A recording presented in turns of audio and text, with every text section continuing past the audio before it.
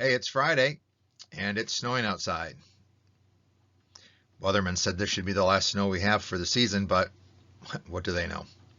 But here are your current events for today, Friday, April 17th, 2020. Yesterday, President Trump announced new guidelines designed to help states loosen their social distancing restrictions, while leaving the decision as to when it is safe to open up a state to the state's governor.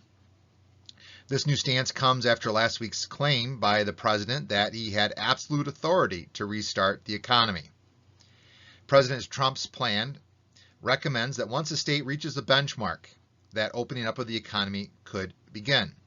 Some of the benchmarks is 2 weeks of a decreasing number of new cases in the state, and an adequate supply of testing, especially for healthcare workers. If after 2 weeks in phase one there's not a resurgence of new COVID-19 cases, the state would be recommended to move to phase two, opening up more of the economy and more businesses. Now, where are we at? Well, I think we can look at states near us to see where we're going to be going. And yesterday, Wisconsin's governor, our neighbor to the west, announced shelter in place will remain for the month of May. In Michigan, House and Senate Republicans are attempting to reduce the governor's emergency powers. They believe that she stepped over her boundaries by the latest harsh restrictions. They are also urging Governor Whitmer to begin opening up Michigan's economy on May 1st, opening up the economy for jobs that don't require you to be close together with other people. It has also been announced that 7 Midwestern governors are going to coordinate when and how to open their economies. Those 7 states are Michigan, Ohio, Wisconsin, Illinois, Indiana, and Kentucky. So the governors in these states, Republicans and Democrats, are going to work together and open up the state economies gradually, coordinating with each other. If Wisconsin's governor has already ordered stay at home until May, you kind of wonder what that means for Michigan. New jobless numbers reveal an additional 5.2 million workers filed for first-time unemployment benefits last week. 22 million workers, or 13.5% of the workforce, have filed for unemployment over the past month. Some economists fear that by the end of the month of April, the unemployment rate could rise to a post-World War II record of 15%. There is some good economic news, however. Procter & Gamble reported that their sales surged 10% due to people stocking up on much-needed supplies at the start of the pandemic, especially, wait for it, toilet paper. China has revised the number of COVID-19 deaths in Wuhan by more than a third.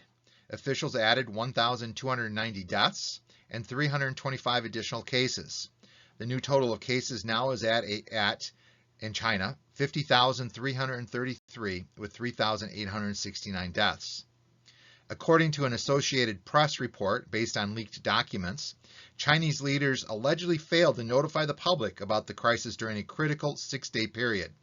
Due to this 6-day delay, health officials believe that it led to an additional 3,000 people becoming infected in China. With China being the state of origin for the COVID-19, a lot of health officials are looking towards China for information and data to make predictions of what's happening in their respective countries. That may prove not to be a good thing to do because the Chinese government seems to be not forthcoming in releasing accurate data. And so other countries are going to have to revise their numbers. Today's political cartoon. New York has become the latest state to order all of its citizens who travel outside their homes to wear a mask or some other covering of the face. Michigan is yet to order its citizens to wear face covering, but as numbers of the ill continue to increase, albeit at a smaller previous rate, I wouldn't be surprised if that order comes too. It is highly suggested by Michigan health officials to do that because of the number of people that are carriers of coronavirus and are asymptomatic. I think one of the reasons that perhaps states have not all ordered masks is because all masks really need to be used for healthcare professionals. This day in history on April 17th, In 1945, the United States seizes 1,100 pounds of uranium located at Strassfurt, Germany. They did this to prevent the Soviet Union from getting the uranium and perhaps using it to develop an atomic bomb. This seizure was part of the work done by the Alsos Group. These were a group that was organized to search for German scientists after World War II.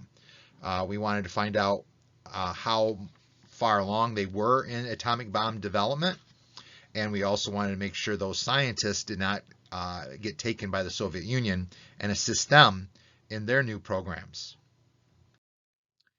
In 1961, the Bay of Pigs invasion began. This is when CIA financed and trained Cuban refugees who was planning to land in Cuba to overthrow Cuban Communist leader Fidel Castro. So these are doctors, lawyers, businessmen trained in the Everglades of Florida in hopes that they would become soldiers and then could overthrow Fidel Castro. The plan was ordered by Dwight Eisenhower, but carried out by President John Kennedy, and it failed miserably. Kennedy had promised the Cuban nationals that if things got bad, he would order an Air Force strike to aid them and protect them. When things got bad, President Kennedy canceled that order and allowed over 1,100 of the CIA-trained rebels to be captured. 100 had lost their lives, and this was a huge embarrassment for President Kennedy. It showed perhaps a weakness. It was seen as a weakness by Nikita Khrushchev of the Soviet Union, and Khrushchev thought that he could deal with a young and inexperienced Kennedy. And for our car enthusiast, in 1964, the Ford Mustang debuts at the World Fair held at Flushing Meadows, New York.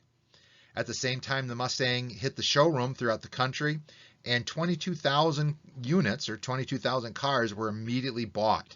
I had a friend that had a 64 cherry red Mustang convertible my senior year in high school, and we'd ride around all summer. Good times. Nice car.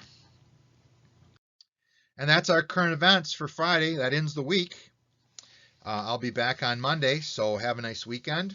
And until then, this is Mr. Ruska signing off from the home office in the man cave, which I'm glad I can't see outside, reminding you to keep calm and keep on reading.